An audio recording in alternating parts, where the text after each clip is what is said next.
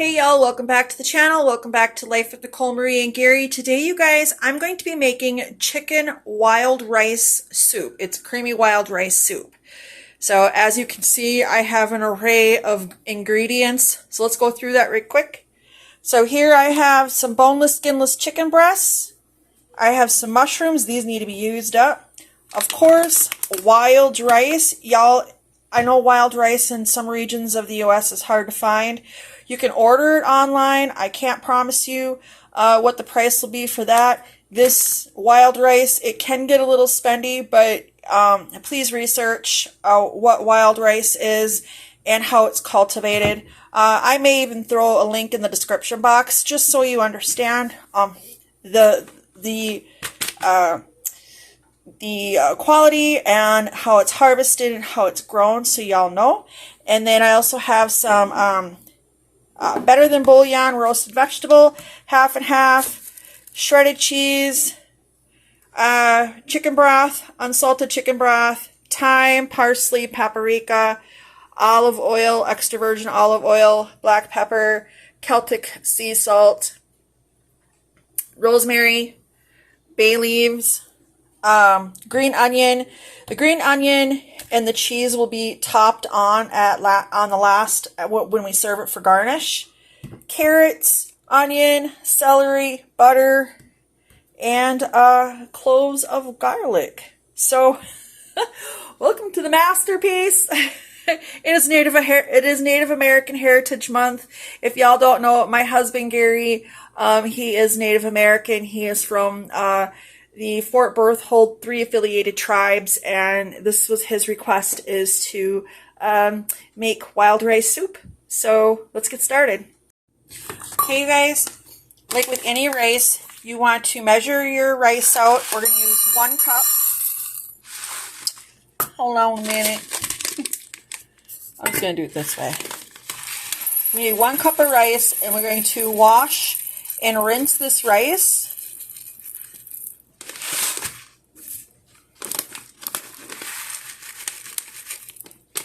Okay, that's 1 cup. Is it 1? Well, it's not to the brim, but it's 1 cup. Again, the wild rice is grown. This was from Minnesota here. I'm originally from Minnesota.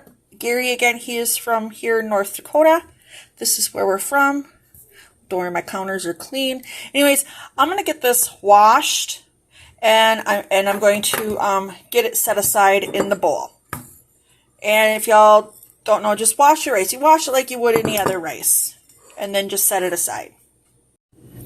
All right, you guys. So you'll need approximately 2 stalks of celery. I already had some celery cut up from my last recipe that I used, so I'll just bring you through the process of the way I'm going to dice it up here. I won't hold you through the whole process, but I will show you. So into little bite-sized pieces, and I'll go ahead and get the rest of these chopped up, and I'll be back for the carrots next. Alright, y'all, so next I'm going to get cutting these carrots. I washed them. I did not peel them. You can peel them if you like. It's all on preference. And just to kind of talk a little bit about the wild rice, again, I'm going to insert a link in the description box for you guys to watch. Wild rice is very important to the Native American culture and community, and rather than have me try to explain it, it's best you hear straight from them. And growing up in Minnesota around the Mille Lacs Lake area, I definitely have quite a bit of wild rice hot dishes, wild rice soups. All credit goes to the Native American culture and community. But again, like I said, I'll leave a link in the description box. So I'm cutting these into like bite-sized pieces like this. So I'm going to go ahead and finish the rest of these up, and then we'll get going on to the other ones. So I just wanted to show you that I did 3 carrots. Usually be 2. I have to use these carrots up, but I left these for like maybe for me to have like a snack for tomorrow morning or something or whatever. But so I have 3 carrots here. 2 carrots would suffice. Okay, next we have our onion.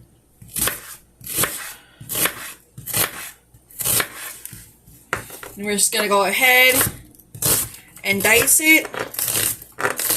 If you got a chopper, you guys, by all means. It's just easy for me to run my knife through things. I'm not much for a chopper when it comes to those devices. It's no big deal for me to run my knife through and just get the job done. But if you have a chopper, by all means, take that shortcut. So anyways, this is the onion. Next, we're going to start on these mushrooms. And as you can see, these mushrooms, I'm going to use them, y'all. The bigger ones, I'm going to cut up in quarters. And the smaller ones, I'll probably just cut in half. Ooh, that onion was strong. My eyeballs are watering. So let me find a little small. So see this one right here? We'll just cut her in half. So I'm going to go ahead and run my knife through all these, and then we'll be on to the next step. So y'all, I used half that package. Gary wants me to save this here for another recipe we're going to be doing. So I used half the package. These were petite mushrooms, and I cut them up in bite size. They will shrink up. However, that's fine. So anyways, yeah, we'll be on to the next one.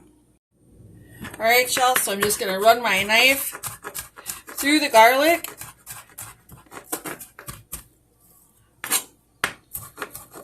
And I store my garlic, you guys. I buy a whole pound, and I take it where I leave the paper on the clove, but I separate it from the bulb.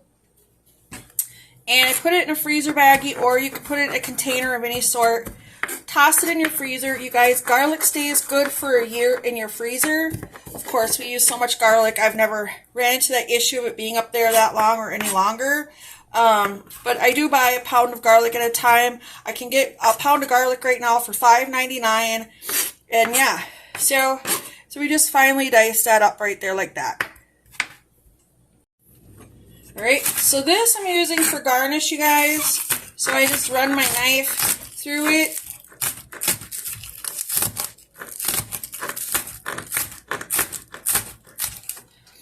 And then, because it's a bigger green onion, so it'll be like this to garnish it with. You don't have to do that, and you don't have to garnish it with the cheese either, but that's the way we like to have it. So yeah, and so there it is. So we'll get on to the next one. Alright, y'all, I cleaned, rinsed, and dried my chicken. If there's like these little fatty pieces on there, you can definitely take it off if it's an issue or a problem. You don't have to leave it on there. But just to show you, I just cut the chicken up. You can use boneless, skinless thighs too. But we're just going to cut the chicken up into bite-sized pieces. No, I don't wear gloves. I'm not scared to touch the meat in any way, fashion, or form. And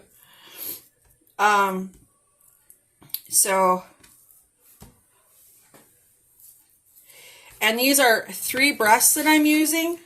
But again, like I said, you can use any cut of chicken you like.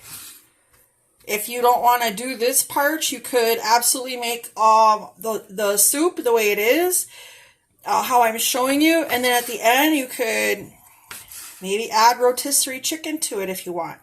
It's up to you, but this is how I'm doing it. Bite-sized pieces.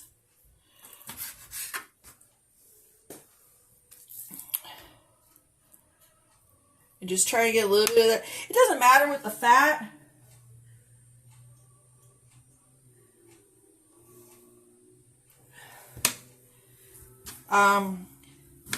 It doesn't, you know, these breasts have very little fat to it. And so, yeah, not going to hold you through the whole process, but that's exactly how I do it. Alright, you guys, for video purposes, I'm going to go ahead and put the seasoning in the bowl. Just makes it way easier when I'm doing videos like this. Otherwise, I just take it from the container. But anyways, we're going to do, this is a tablespoon, so maybe about half tablespoon of thyme.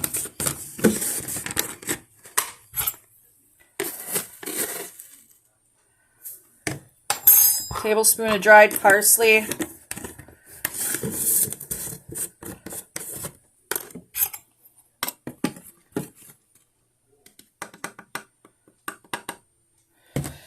Maybe about a quarter tablespoon of paprika. You can salt and pepper this to your taste, to your desire. Celtic sea salt. We should do a little video on that.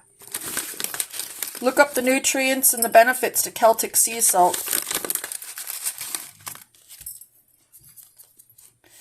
Alright, a little bit of Celtic sea salt because I'm using Better Than Bouillon and that's also got salt in it. But Celtic sea salt has a lot of health benefits. And we'll just go in here and grab some rosemary. And I'm going to put about 3 bay leaves, whole bay leaves, in the soup. So I have 2 cups of warm water, and I'm putting about close to a tablespoon of this Better Than Bouillon roasted vegetable, which gives it absolutely wonderful flavor. There's many different recipes out there, y'all. I'm just sharing ours.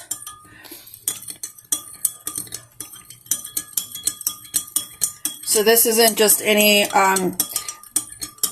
recipe I found online. This is mine. Alright, we want to dissolve that Better Than Bouillon.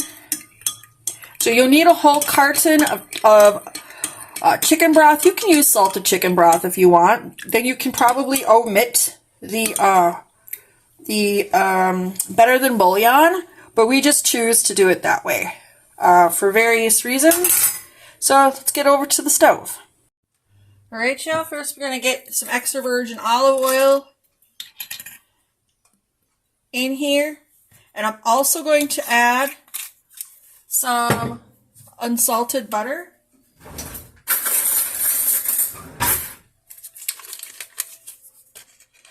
We're just going to add us a little couple, knobbies in there.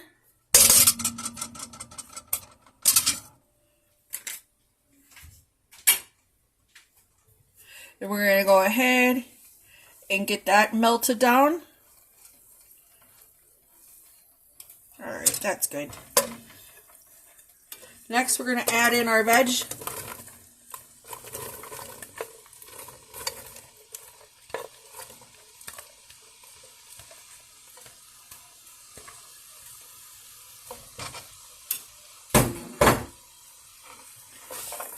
And what we're going to do, guys, is we're just going to sweat these down a little bit. Not too much, but just enough.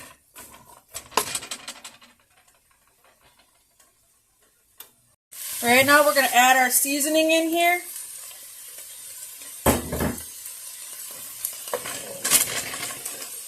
We're going to add the chicken in there.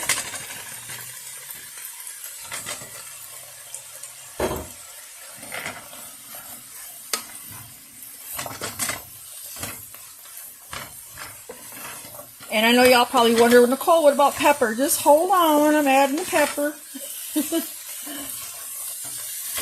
We're just going to try to get this a little cooked, not cooked around, but incorporated. Now we're coming in with our pepper.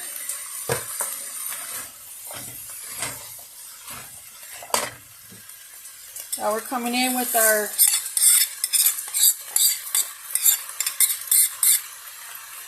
wild rice.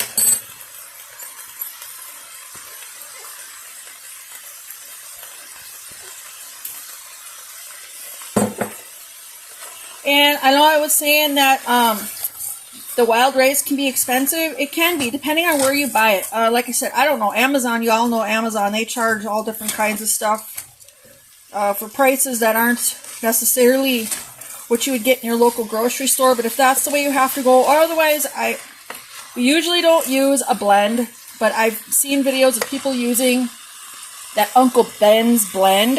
But if you can't find it, okay, better than bouillon. Remember, this is rice now.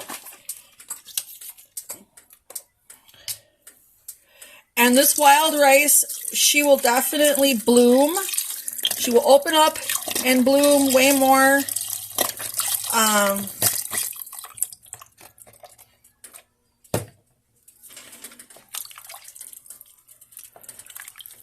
Then what am I trying to say? It's not like regular white rice, so it will open up. Well, you guys will see what I mean here in a little while. What we're gonna do, so I'm just gonna stir this, and we're gonna bring it up to a simmer. We're gonna cut it back. We're gonna simmer her on low for about an hour and a half. On low. We're not boiling, we're simmering. You could definitely do this in a crock pot. I would suggest that, okay, so if it was a crock pot, you could go 5 to 6 hours on low. No, that would be high. Or 7 to 8 hours on low. Because wild rice, it needs a long cooking time. It just depends on who's cultivated it. It really does. I've used this wild rice for many years. I like my wild rice tender. Real super tender. Not mushy tender, but good and tender. Okay, so I got my bay leaves here. I got 4 bay leaves. And I bought that big bag on Amazon, you guys. Alright, I'm going to bring her up to a simmer. And I'm going to cut her back. I got her on medium high right now. I will cut it back to probably around the low mark. And let her simmer. It's just until the wild rice is to your liking. And so it may not be an hour and a half. It may be shorter than that. But we'll see. Alright. We'll be back. Okay, you guys, so I'm going to show you, see how that wild rice has bloomed? Okay, so I'm going to remove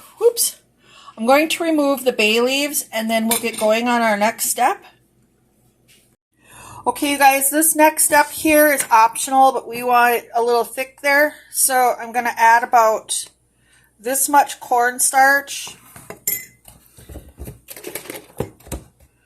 And I'm going to add my half and half in here. Use it all. We're going to mix that together. We're going to go ahead and add it to the soup. And then we're going to go ahead and we just want it to thicken.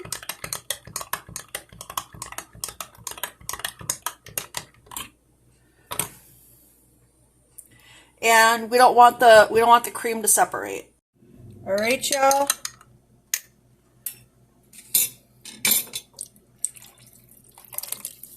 We'll add that in there.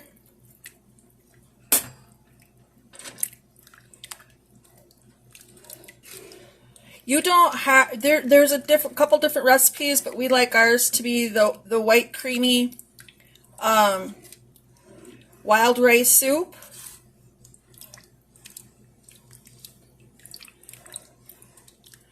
And of course, we'll bring it up. The cream was cold, So what we're going to do is we're going to allow this to come back up to temperature.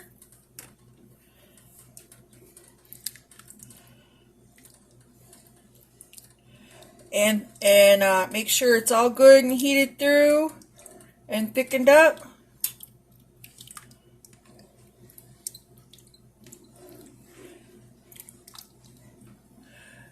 So we're just going to go ahead and do that, and then I'll be back.